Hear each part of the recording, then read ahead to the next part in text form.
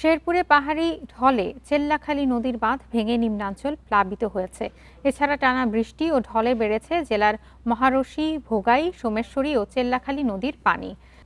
এ বিষয়ে আরও জানাতে শেরপুর থেকে আছেন সহকর্মী মেরাজ উদ্দিন। মেরাজ, ঢলের তোড়ে ভেঙে যাওয়া চেল্লাখালী নদীর বাঁধ কি মেরামতের কোনো উদ্যোগ এখন পর্যন্ত নেওয়া হয়েছে কিনা এবং তলিয়ে যাওয়া এলাকায় ক্ষয়ক্ষতি নিয়ে কি জানতে পেরেছেন?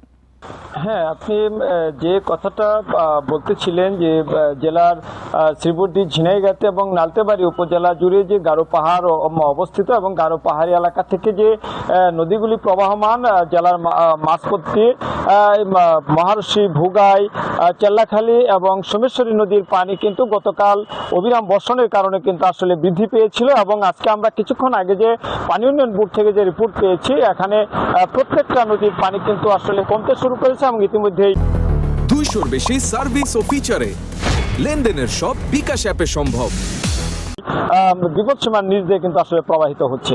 আরেকটি বিষয় যেটা বলতেছিলেন যে চেল্লাখালী নদীর যে বাঁধ ভেঙে যাওয়ার পরে আমরা পানি উন্নয়ন বোর্ডের কর্মকর্তাদের সাথে কথা বলেছি। তারা যেটা জানিয়েছেন যে ইতিমধ্যে কিন্তু আসলে নদীর পানি কিন্তু আসলে বিপদসীমার অনেক নিচ দিয়ে প্রবাহিত হচ্ছে এবং যে ভাঙ্গন এলাকাটা রয়েছে তারা এটাকে পর্যবেক্ষণ করছেন এবং সেই এলাকায় কিন্তু আসলে কি ধরনের সংস্কার করা হবে এই জন্য কিন্তু তারা ইতিমধ্যেই তাদের লোকজন মাঠে কাজ করছেন এবং সেখান থেকে ঊর্ধ্বতন কর্মকর্তাদের সাথে কথা বলে কিন্তু তারা আসলে সেখানে বাঁধ যে ভেঙে গেছে সেই বাঁধ পুনর্নির্মাণের জন্য তারা ব্যবস্থা গ্রহণ করবেন বলে আমাদেরকে জানিয়েছেন। আরেকটি বিষয় যেটা হলো যে এখানকার যে কৃষি বিভাগের পক্ষ থেকে ইতিমধ্যে কিন্তু আসলে যেসব এলাকায় বিশেষ করে এই যে কলসপাড়, জুকানিয়া এলাকার এই এলাকার কিন্তু আসলে 90% আবাদি জমি কিন্তু ইতিমধ্যে কিন্তু আসলে কেটে ফেলা হয়েছে বলে কৃষি বিভাগের পক্ষ থেকে আমাদেরকে জানানো হয়েছে। পাশাপাশি এখানকার যে কৃষক যারা রয়েছে আমরা তাদের সাথে কথা বলেছি এবং ইউনিয়ন পরিষদের চেয়ারম্যান সাহেবের সাথে কথা বলেছি। তারা যেটা জানিয়েছেন যে এখন পর্যন্ত আসলে সেরকম কোনো ক্ষতি এখনো হয়নি এবং গত 24 ঘন্টা বৃষ্টিপাত না হওয়ার কারণে আসলে বড় ধরনের একটা ক্ষতি থেকে কিন্তু আসলে শেরপুর জেলার এই যে কৃষি ক্ষেত্রে বিশেষ করে কৃষি বিভাগের একটা বড় ধরনের একটা ক্ষতির হাত থেকে রক্ষা পেল বলে আমাদেরকে এখানকার যে জনপ্রতিনিধি এবং কৃষি বিশেষজ্ঞরা আমাদেরকে জানিয়েছেন।